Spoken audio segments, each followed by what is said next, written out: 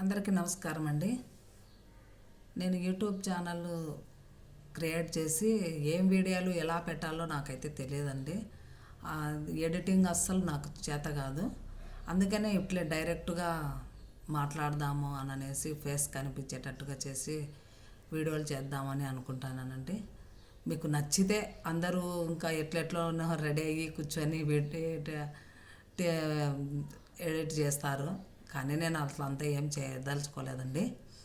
మీకు నచ్చితే చూడండి, లేకపోతే డిస్లైక్ చేసేయండి. ఏం లేదండి, ఈరోజు మాది రాయచూటి అయితే దగ్గరలో ఉన్నటువంటి లక్కిరెడ్డిపల్లెలో అనంతపురం గంగమ్మ జాతర తిరునాళ్ళండి.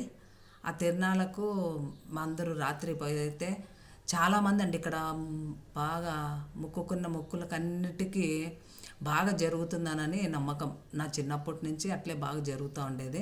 నా చిన్నప్పుడు కూడా ఒకసారి నేను గంగమ్మ తిరునాళ్ళకి పోయి తప్పిపోయినానండి. అప్పటి నుంచి గంగమ్మ తిరునాళ్ళకి పోవాలంటే నాకు చాలా భయము.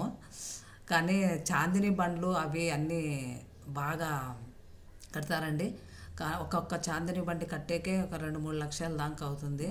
ఎంతో బాగా మొక్కుకున్న మొక్కుబుళ్ళన్నీ వాళ్ళకు తీరిన కోరిక తీరినాక ఆ మొక్కుబుళ్ళను చాందిని బండ్లు కడతామని మొక్కుంటారండి. ఆ విధంగా ఇక్కడ ఉన్నటువంటి అనంతపురం గంగమ్మ తల్లి చాలా మోస్ట్ పవర్ఫుల్ అండి. చాలా చాలా అంటే చాలా పవర్ఫుల్, బాగా జరుగుతాయి. మేము పోవాలని పోయినాము, రాత్రి పోయేసి వచ్చినాము. ఆ వీడియో మళ్ళీ నేను ఇంకోటి అది అక్కడ తీసిన క్లిప్స్ అన్నీ నేను మళ్ళీ ఇంకొక వీడియో చేస్తానండి. అంతే, నమస్కారం.